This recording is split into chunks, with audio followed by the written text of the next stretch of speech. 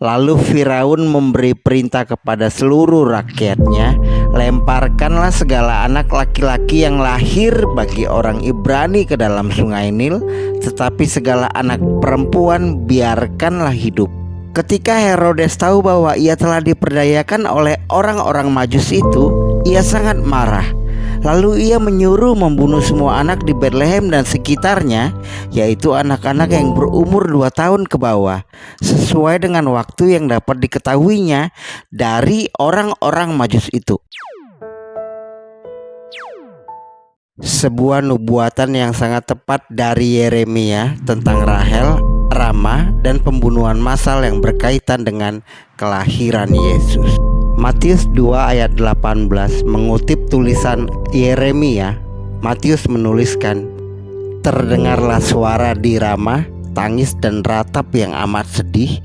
Rahel menangisi anak-anaknya dan ia tidak mau dihibur sebab mereka tidak ada lagi." Sebelum kita lihat tulisan asli dari Nabi Yeremia, mari kita memahami konteksnya yang ditulis ulang oleh Matius tadi. Situasi saat Matius menuliskan ini adalah ketika anak-anak kecil dibunuh oleh Herodes Agung. Herodes adalah seorang raja yang kejam yang berusaha mempertahankan kekuasaannya dengan segala cara. Herodes adalah orang Edom, bukan Yahudi. Raja Yudea, bonekanya Romawi. Herodes membangun bait suci yang kedua 4 kali lebih besar daripada bait suci yang pertama yang dibangun Salomo, untuk mengambil hati orang Yahudi. Tembok yang dikenal sebagai tembok ratapan sekarang adalah sisa bangunan megah bait suci yang dibangun Herodes, yang dihancurkan oleh Titus dan pasukan Romawinya pada tahun 70 Masehi, di mana pemberontakan besar di Yerusalem. Herodes memerintahkan pembantaian anak-anak di bawah usia 2 tahun di sekitar Betlehem. Karena menganggap Yesus sebagai saingan tahtanya, ia mencoba mencari tahu di mana Yesus tinggal di Betlehem untuk membunuhnya. Karena tidak dapat menemukan lokasi Yesus, maka ia mengirimkan pasukan ke kota itu untuk membunuh semua laki-laki berusia 2 tahun atau lebih muda. Eksekusi pembunuhan massal ini menggenapi perkataan Nabi Yeremia. Peristiwa pembantaian massal inilah yang mengilhami Matius menuliskan ayat tadi sebagai penggenapan tulisan Nabi Yeremia. Perlu diingat, nubuatan Nabi Yeremia ini ditulis sekitar pada tahun 587 sebelum Masehi, jauh sebelum kedatangan Yesus. Beginilah firman Tuhan, "Dengar, di Rama terdengar ratapan, tangisan yang pahit pedih. Rahel menangisi anak-anaknya. Ia tidak mau dihibur karena anak-anaknya, sebab mereka tidak ada lagi." Untuk catatan, Rama adalah kota kuno dekat Yerusalem.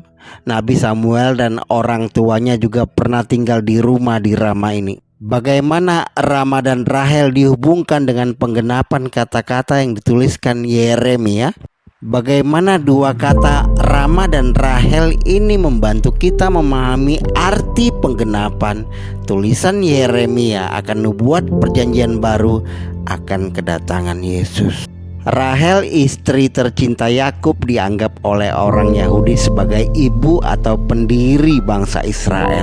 Mari kita flashback sekilas. Lewat anaknya Yusuf dan kedua anaknya Yusuf, Efraim dan Manase akan menjadi suku-suku terkemuka bangsa itu.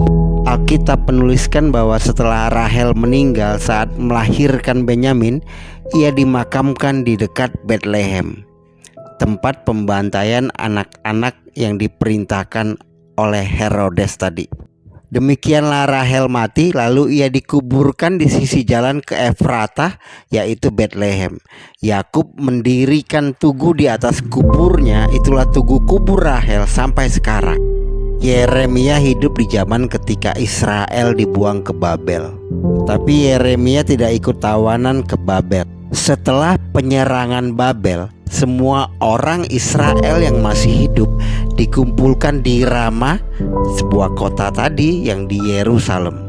Dari kota Rama itulah para tawanan dibawa ke Babel. Nah, sekarang kita lihat lagi tulisan Yeremia yang tadi di awal diikuti Matius. Beginilah firman Tuhan, dengar, di Rama terdengar ratapan, tangisan yang pahit pedih. Rahel menangisi anak-anaknya, ia tidak mau dihibur karena anak-anaknya, sebab mereka tidak ada lagi. Rahel digambarkan menangis bukan lagi hanya untuk anaknya, tetapi juga sebagai ibu Israel, untuk semua orang yang dikumpulkan di Rama untuk ditawan ke Babel tadi.